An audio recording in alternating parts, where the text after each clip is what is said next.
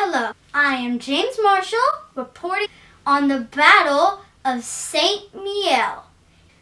This is Round the World News. Round the World News. Map of the battle showing the Entente progress. If you can see on top of that hill right there, that is the monument. It was no wonder that the Entente were to win, for they had 18 divisions, 14 American, 4 French. The French had 2,900 artillery. That is a crazy, crazy number. And they also had 1,418 aircraft. Also a huge number. Finally, they had 419 tanks. The Americans didn't have any artillery, any aircraft, or any tanks, but they shared a bit with the French. The Germans had 10 divisions with only 413 tanks.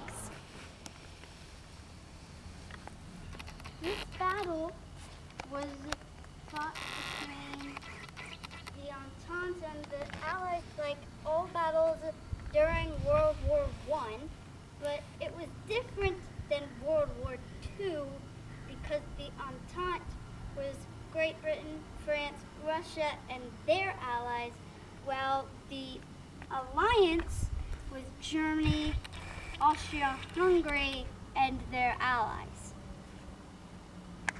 What made this battle so special is that it was one of the main battles that prevented the Germans from taking Paris, way out that way. About 200 kilometers, or roughly the same in miles away. Basically, the Germans had this whole pocket here in Alsace, Lorraine, and all of this surrounding area.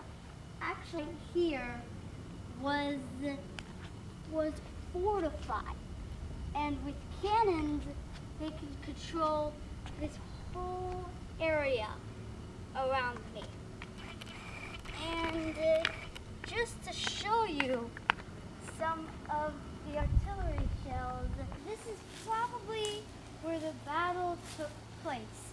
Here we have a crater from artillery that was most likely caused by the battle.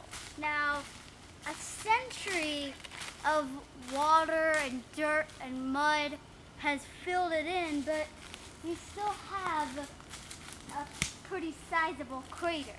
Craters like these can be found around here, lots of them actually, as well as some trenches. And actually, this is another crater right here. It's a bit smaller.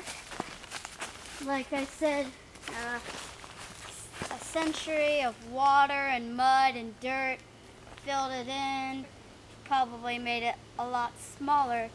But this also shows what happened to the battle. And right over here, if you could just follow me, is what is most likely a trench, because it's a little bit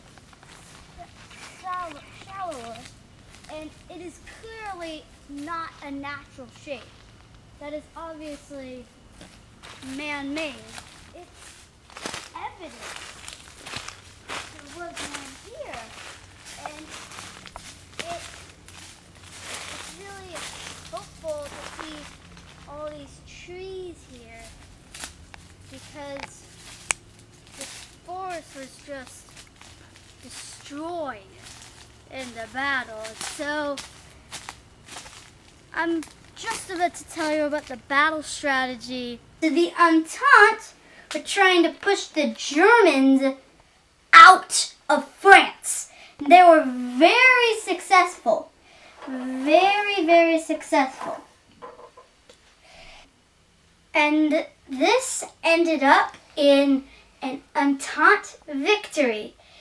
And even though there were about 50,000 casualties on both sides, it ended up being the Germans surrendering about a month later.